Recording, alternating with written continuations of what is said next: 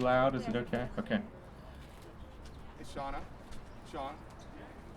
Hi, everyone. If I could ask our speakers to come up here, please. Thank you for joining us here today. We're here today to remember the individuals and families that have been killed by car crashes in our community. My name is Wade Johnston. I'm the director of Tri-State Trails, and I'm joined today by partners from Vision Zero NKY, Vision Zero Cincinnati, Ohio Department of Transportation, Kentucky Transportation Cabinet, and other leaders and activists in our community. I want to thank our elected officials that have joined us today. We'll have an opportunity for in a moment for several individuals to come up here and read the names of those who have passed in the past year. Collectively, we are here to say today that one traffic death is too many. Last year, car crashes on our local streets killed 94 individuals and injured at least 5,064 others in Greater Cincinnati and Northern Kentucky. 17 of those individuals that we're remembering here today were killed while walking or biking on local streets. Just last week, 2 more individuals were killed. A man was killed while biking in Westwood on March 29th. The next day, 2 7-year-old girls were hit crossing the street in Avondale. One of them died. Each of those individuals is a person. When they died, it impacted families, friends, co-workers, our community. It's easy to think that's only 17 people, especially in light of the pandemic crisis that we're in today. But we must not diminish the significance of these crashes and injuries and deaths. They have a ripple effect on our community. Since 2011, 1,163 individuals were killed on our local roads as a result of car crashes. Another 65,931 individuals were injured. This statistic does not include data from car crashes on interstates. Part of raising awareness about this critical issue is tracking the data in a central location. Tri-State Trails has unveiled a new crash dashboard on our website that visualizes these injuries and crashes and deaths on our local roadway network. This tragic loss of life is entirely preventable. Today, we are calling on action to end deaths, traffic deaths. We're asking our traffic engineers and city planners to design our streets to be slower and safer, especially for our most vulnerable roadway users, pedestrians and bicyclists. And we're asking all roadway users, especially drivers, to take it upon themselves to be a part of the solution. If everyone follows the rules of the road, our roads will be much safer. No one should have to fear for their life when crossing the street. No one should have to fear for their life when walking to school. No one should have to fear for their life when biking to work. One death is too many. I'm going to introduce all of our speakers briefly, and then we'll transition between them. Next up after me is Matt Butler, president of the DeVue Good Foundation and leader of Vision Zero NKY. We also have Derek Ballman here with us, the leader of Vision Zero Cincinnati. Shauna Rodriguez is with us. She's going to tell the tragic story of the loss of her daughter, Gabby, in 2018. Tanner Yes, the co-executive director of Groundwork Ohio River Valley and the chair of Tri-State Trails, is going to lead us in the reading of the names of the individuals who died last year. Tammy Campbell, the Deputy Director of Ohio Department of Transportation, District 6, will also speak, as well as Jason Sawula, Assistant State Highway Engineer with Kentucky Transportation Cabinet. So now I'm going to introduce Matt to come up here and speak.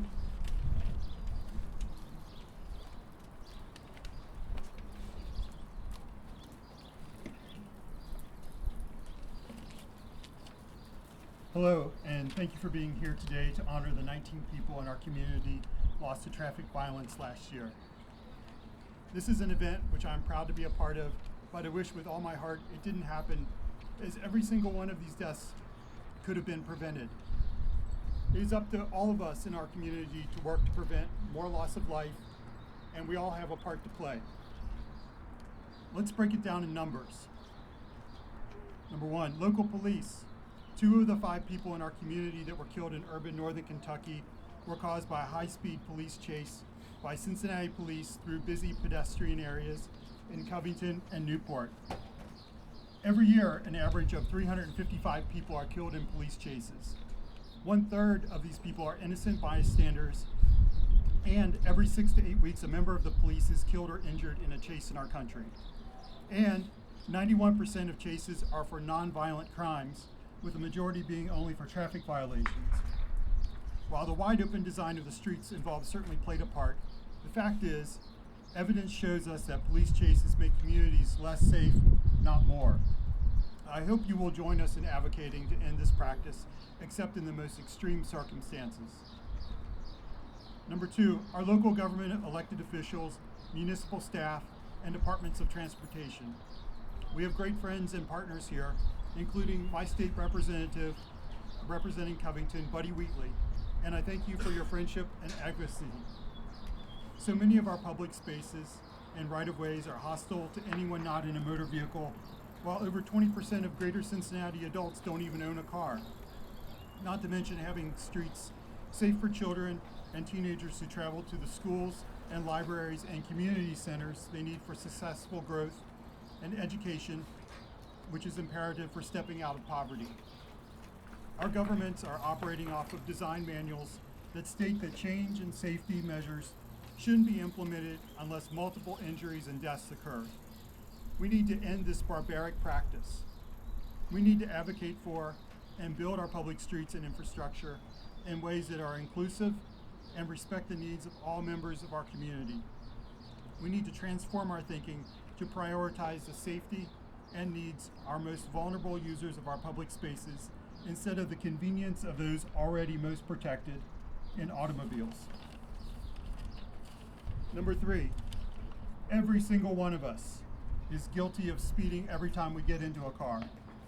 Our road design makes it easy and makes it safe for us to do it, but it doesn't make it safe for anyone else. If as a driver, you hit a person that isn't in a car at 40 miles per hour, you have a 90% chance of killing that person. If you hit a person and are only driving 20 miles per hour, that person has a 90% chance of survival. Do the math. Let's all work together to make sure speed limits in our areas are lowered, that roads are designed to make speeding really difficult, and that we intentionally just slow down. The fact is, we all want to create communities that are economically inclusive, just, and equitable for all. This goal starts with making sure our public streets and infrastructure work to safely connect everyone to the jobs and businesses and art and culture that makes Greater Cincinnati such a wonderful place to live. Let's not have to be here next year.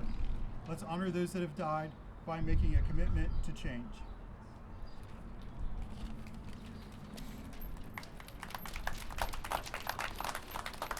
Thank you, Matt. Greetings, everyone. My name is Derek Ballman, the founder of Vision Zero Cincinnati.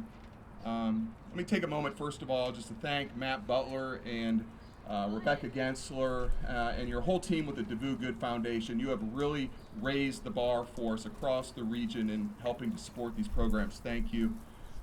And also, I noticed Councilman Greg Landsman is here, who's been leading this effort in implementing Vision Zero from the City of Cincinnati perspective. For me, I was a police officer for 26 years. Most of that time with the City of Mason while I lived in Over the Rhine, downtown Cincinnati. And people would ask, you live in such a dangerous place down in the city, but yet you work in nice, safe Mason. Well, I'm here to tell you it's not always the case that it is with violence and crime, and we have those problems. It's certainly not the case on our roadways. I'm going from crash to crash to crash to crash, seeing the bodies of small children strewn across Kings Island Drive in safe Mason. Yet people are telling me what a safe community it is. We drive, it's just what we do as Americans, and so therefore the death and carnage that takes place on our roads is just okay. And so in that process of thinking about this is when I came to realize that no, it's not okay. The fact that we have nearly 40,000 deaths on American roadways every single year is the same number as gun deaths across the country. But yet it's just okay. It's just what we do because that's been our culture for the last 70 and 80 years. We've designed our streets to kill people.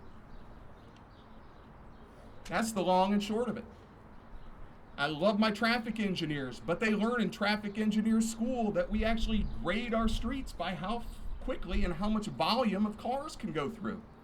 Yet as Matt mentioned, we've got over 20% of our households don't even have cars.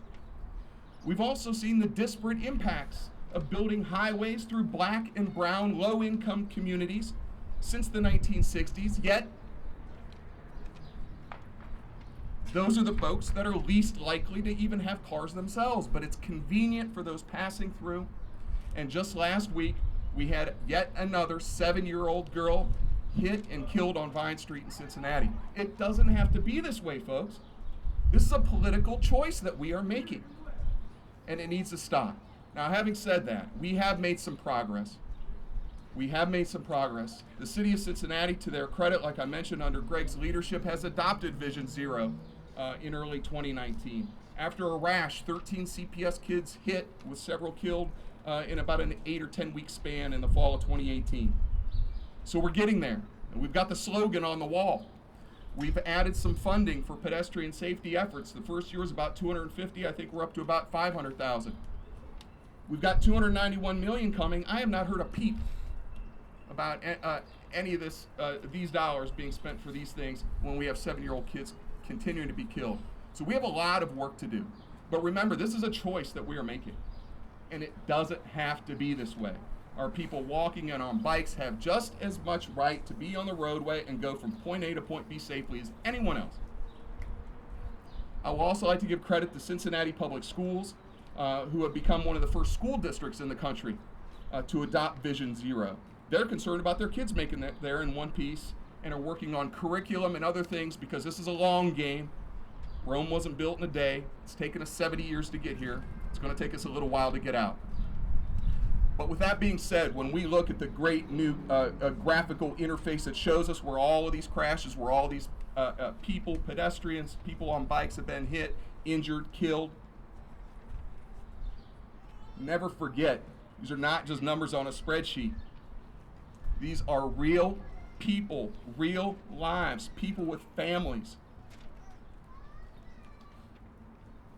And sadly, somebody like Shauna Rodriguez, 13 years old, taken away in the prime of her life, is no longer with us.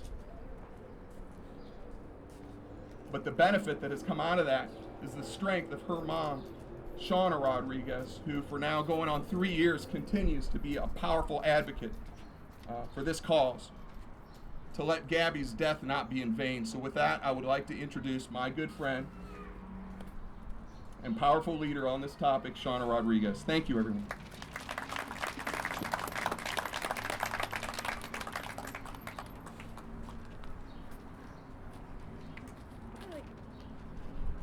You'll have to forgive me, I cry a lot. Thank you, Derek. You have been, from the get-go, by my side, and you have advocated, and I am so thankful to you. And also thank you, Wade, Katie, for inviting me. My daughter, I'm sorry. My daughter woke up the morning of September 10th talking about her paycheck. She asked me if I would take her the next day to pick up her paycheck. She loved her money. She worked hard for it, and she spent it just as hard. And that morning, Mondays are usually crazy in my house. I have 4 kids. And I can't remember that morning if I told her I loved her.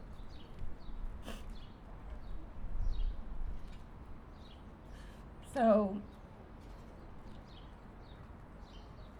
I had left the house. About 10 minutes later, got a phone call from my son Sebastian, who was with his sister, that said Gabby had been hit. It changed my world forever. And she wasn't hit by just one car. She was hit by 2 cars trying to cross the street to go to school. Excited for the day. Excited for softball practice because she was a heck of a ball player. Excited to get her check the next day, and now I have nothing. She has nothing. 2 months away from her 16th birthday, she was taken from me because somebody, not just one, 2 people were speeding on Harrison Avenue. And what makes it even more frustrating, there wasn't a crosswalk for Gabby to use. We expect our kids to go to school, and if I don't send my kids to school, I get in trouble. But they don't have safe ways to get to school. She rode the metro, which I didn't like to begin with, but I knew with her brother and one of her friends she would be okay. And she wasn't okay. She didn't come home. So instead of planning Sweet 16s, planning her graduation this year, her prom, she'll never be a mom, she'll never get married,